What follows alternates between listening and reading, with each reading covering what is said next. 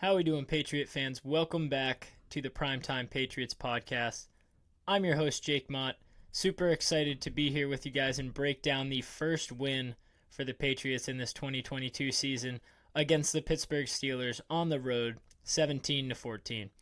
So, gonna jump right into it, not waste any time. We'll go with the good, the bad, the ugly, as we usually do in these recaps, and let's get rolling. So, we'll start with the good. The first good thing, and it's super great to see, is the O-line. Both in the passing game and in the running game, the O-line looked awesome. It looked like a strength of the offense, and that was just a completely different story from what we saw in week one. So I remember talking earlier in the pregame about how the best plan of attack would be for Mac to kind of get these quick throws going, these rhythm throws, and that was based around not really having faith in the line protecting him that much. It was the exact opposite. They did a great job of giving him plenty of time. There were a lot of throws where he had plenty of time to sit back there and really just decipher the defense, find the right guy, make the throw. Same can be said for the running game. They were really able to lean on it. Both Ramondre Stevenson and Damian Harris both had pretty good days on the ground, and they moved it for over 100 on the ground. So that's awesome. They were really able to lean on it and lead into what I think is another great thing here was that game-ending drive to really put it away. Early on, I had a lot of concerns like that if the team was faced with situations like that where they got to close out a game with one good drive, I didn't think they were in a position to do that. That's exactly what they had to do in this game. At the end there, they had about 5 minutes, and they just had some clock to kill to secure the lead, and they got it done. So that was awesome to see. They come together at the end there. The defense looked pretty damn good, again, for the second week in a row. I don't want to put too much stock in it because, again, I really don't like Mitch Trubisky as a quarterback. I don't think he's a very difficult guy to shut down. But regardless, they forced him into a pick in this game. They did a good job covering these receivers, which, again, there's another great thing, is these young corners. Marcus and Jack Jones did a phenomenal job. The only receiver for the Steelers that had a pretty productive day was Deontay Johnson, and he was dealing a little bit more with Jalen Mills, who's your more veteran guy. These two young corners did a great job defending people like Chase Claypool, the new person Pickett, the new receiver that they have, did a pretty good job on the tight end Freiermuth as well, a Massachusetts resident, interestingly enough.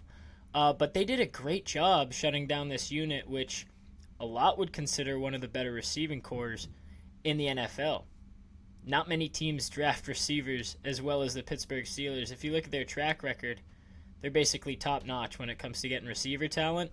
And your young corners came in week 2, did a phenomenal job shutting them down or doing the best they could. And now, when you look at that in conjunction with week 1, too, look what this Miami team just did to Baltimore. And Baltimore has arguably, a lot would say, the best secondary in football. And it didn't seem to matter for the Dolphins. They really took it to them. Crazy numbers from Tyreek Hill and Jalen Waddle. These are guys you did a pretty decent job, all things considered, against last week. When you look at your youth and you look at all things that factor into it there. And it's hard to do the whole apples to apples thing, obviously. You can't go, they beat them, this, that, But there's something to be said. That team that really struggled, at least at points last week against you, to push the ball down the field, had no problem doing it against a really consensus great secondary. So a lot of great things here for these young corners. Should prove good for the Patriots and their secondary moving forward. So last two things on the good side is a couple receivers.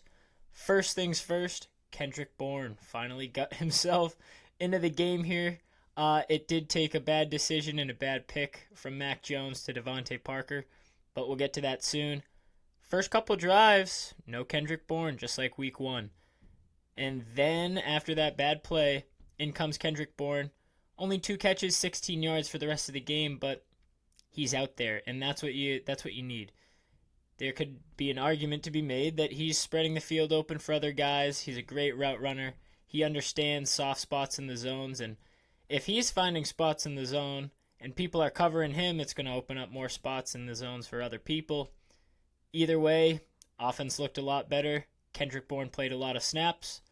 I say those two make a lot of sense, so stick with them. Nelson Aguilar is your last good. We saved him for the end because he had a phenomenal game, right? Best game as a Patriot, bar none, for Nelson Aguilar. He looked every bit the receiver that you hoped and really hung your hat on getting when you traded for him when he was with the Las Vegas Raiders. He made a bunch of great plays. He was great after the catch. Just went up and mossed a guy for that touchdown. Definitely the highlight of the game for the Patriots. So great day for Nelson Aguilar. Definitely got to put him in that good category. So let's move on to the bad. First thing in the bad is Mac Jones. Now, you went on the road. You weren't super sloppy with things. A little bit. We'll get into it. You got the win. You did what you had to do. I still don't think it was a great game when you look at the whole picture for Mac Jones, right? Now look at Mac coming into this year and coming into this game. Week 1, you always got to chalk up a few weird things. But Mac was the guy that was supposed to elevate this season and really take this offense to new levels, really find that comfort zone in the offense. There's a lot of moving parts, we know that, but Mac just didn't look every bit as what Mac can be, what we've seen even from him last year. He was just missing a few routine throws and making some weird decisions. A couple examples, there was an out route for Hunter Henry to the left sideline. And obviously, if you're the quarterback, you want to try to lead that receiver out towards that sideline to the left, basically, of that receiver's body so that you lead him out towards that sideline and away from the defense. Instead, Mac missed him inside, basically behind Hunter Henry, and made it so the corner and whoever was playing out in that flat zone for the defense was able to play that ball a little better, and Hunter Henry wasn't able to get his head around quick enough and get to that ball. So that's a little throw. That's what Mac is supposed to make his money on, right? These quick little routine throws, things that involve a lot of accuracy and pinpoint decision-making. Those were the things that were kind of a little off here. And you only put up 7 points in the whole second half, right? If you're running the offense and you know the secondary is the weakness and you're getting great protection from your offensive line, like we already said, it's kind of got to be on the quarterback there to find people and make some more plays. And I think Mac just missed some opportunities. His interception to Devontae Parker was definitely the biggest of those mistakes of the game. Kind of forced it in there. I think some of that goes to Patricia and the play calling. I'm sure they're really trying to get Parker involved. They spent a lot of money on him, and he's your most talented receiver. But they keep trying to force feed him the ball, and it's not really working. So we'll get to him a little bit later on. 2 more players for the bad before we get to the ugly. Hunter Henry and Jonnu Smith. Hunter Henry, week 1, 2 catches, 20 yards. Again, week 1, a lot of things are to be expected. Kinks are expected to be worked out. But now when you extend over 2 games, he's still just 2 catches, 20 yards, and was completely shut out in this game, not a single catch. It's a little concerning. I mean, this is the guy who was definitely your biggest red zone threat last year, so you're struggling putting up too much points, only 2 touchdowns in this game. That's a guy who needs to get himself going, right? We need to find him in the red zone. We need to find him, especially if he's not putting up much yardage or catches individually. He at least needs to be a force in that red zone, right? Haven't really seen it much from Hunter Henry this year. It's still early. I don't think it's ugly yet, but I think it is in the bad category. So Jonnu Smith is the second player who I decided to put in the bad category, and there's an argument to be made here that it's ugly. I guess I would say the only reason it's not is because his whole career has been pretty ugly here, at least so far. So I think it's just kind of more of the same. So for me, I put it in that bad category. Jonnu Smith had, unfortunately, probably his best game as a Patriot last week with 3 catches, 33 yards.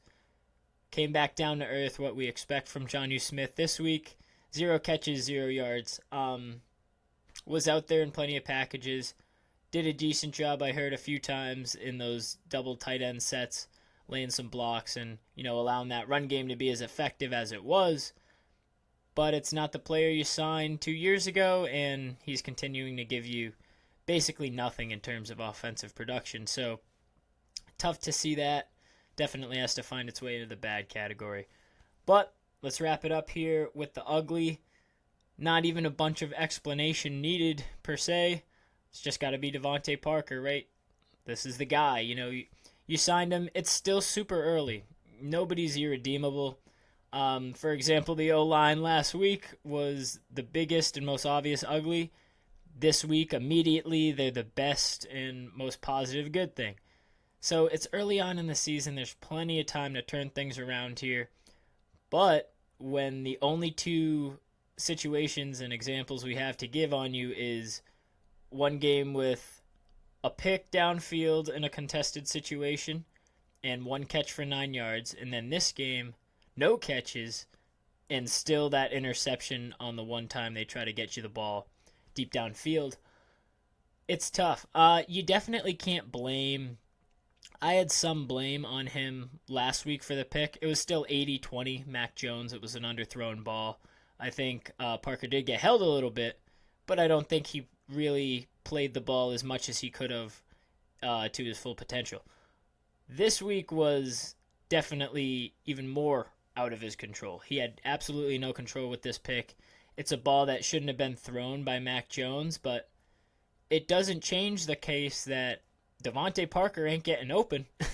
I mean, if he was getting open enough, there'd at least be a few more targets. There'd at least be a couple catches here and there for short yardage.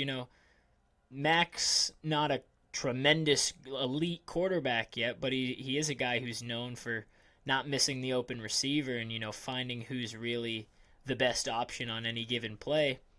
Devontae Parker's been out there more than basically any other receiver in terms of snaps, and we've seen basically no production up to this point. So, got to throw that in the ugly, but first and foremost, is that W, and that's what happened on Sunday. Patriots needed it. Hadn't been 0-2 since 2001. Had a feeling that wasn't going to change, and it didn't. We were a little off with the prediction there. I had 23-17 going into it in the pregame. Ended up being similar, but 17-14, a low-scoring game. Definitely a good one if you took the under there as a better. But anyways, thanks again, guys, for tuning in. Appreciate it as I do every week. Love doing it. Have a great time.